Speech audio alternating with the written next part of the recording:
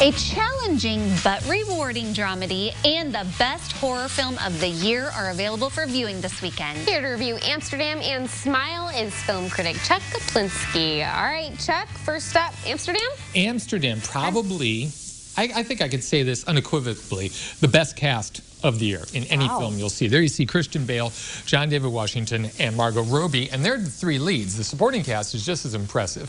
But they play Bert, Valerie, and Harold, and they met during World War I. There you see Chris Rock. It was after World War I in New York, and Bale is working as a plastic surgeon. He helps World War I veterans who have been severely damaged, severely hurt, whereas Margot Robbie is there as well, and John David Washington's Harold is now a lawyer. They get involved in a murder plot. They are falsely accused of murdering that general who you saw being wheeled in the box, and the entire film has them trying to prove their innocence. And as they try and do that, they run across a cast of oddballs that get in their way a great deal of the time. This has some of the best acting that I've seen this year, and also the period pieces. You really do feel as though you are back in the 1930s in New York.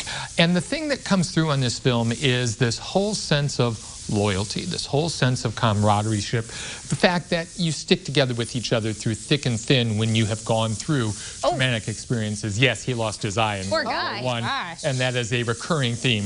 There you saw Timothy Olyphant, Alessandra Nivola. There they are right there. You're going to see Taylor Swift in there, Anya Taylor-Joy, Rami Malek. Everyone is in this film. Don't blink and you'll miss Swift, though. One of the most shocking things I've ever seen in a movie occurs to her. And there you see Robert De Niro. He plays a general who is approached by a far-right extremist group to help overthrow the American government. And that part of the film is actually based on a true story. This thing is convoluted, and some critics have said, well, I couldn't follow it. Well, gosh, just hang in there, okay? Just show a little patience. I'm tired of simplistic films. Don't back up when something challenges you, because in the end, what this movie is about caring for each other. It's about looking out for one another, because that's something that sometimes we forget about. Oh, Mike Myers there too, Michael Shannon. And that is the whole theme of this, looking out for each other, caring for each other, even though it is in this whole convoluted mystery. I really enjoyed this. Don't listen to the other naysayers. Oh, there she was. This one is really, really good. Is this one in theaters, streaming? In theaters, yes. You have to see this one in theaters. Really now, liked it. Smile does not sound like one up my alley, but you seem to think it's really good for a horror film. Good horror films are ones that speak to something that's deep inside us.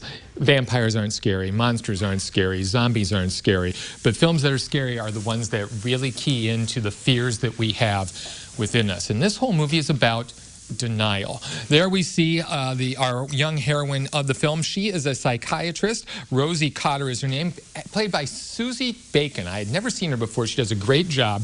She's treating this young woman who's brought in, and this young woman claims to see people who aren't there, who are smiling at her maniacally and wish her harm. She is so distraught that she ends up killing herself in front of the therapist. And then she gets this curse as well. She starts seeing people who aren't there, smiling at her, tormenting her. You know how you put that smile on your face when everything's not okay? You know how when someone says, hey, how you doing? You say, oh, I'm fine, but you really don't mean it? That's what this movie is about. It's about being in denial. It's about refusing to care for yourself, because we find out that this character has had an extremely traumatic experience in her youth, and she never, ever confronted it. She never got the help she needed, and as a result, it is coming back to haunt her.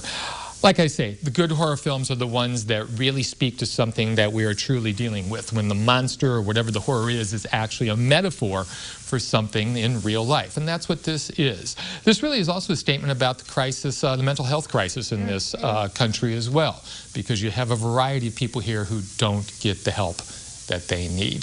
This one really shook me up, and I have thought about it every day since I have seen it. That's one of the better films I've seen this year. I know this is not your cup of tea, but like I say, it's not just one of those movies where you go in for jump scares. It has something vital to say, and that's why I liked it. Less blood and gore and, you know, slashing. It's all up here. It's all up there. Interesting. Yeah, Is really this good one film. streaming? No, you got to go to theaters, and this is Okay. one you want to see with a crowd anyway. Oh.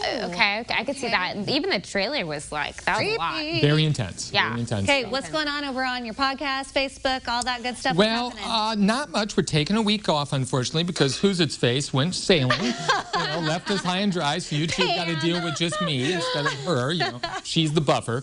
So not much. We're taking a week off, but next week we'll be back at it. A lot to talk about. Okay, well, we'll look forward to Yeah. it. And if you want more reviews and witty banter, you can check out the Real Talk with Chuck and Pam YouTube channel. They've got videos, reviews, segments, all that fun stuff.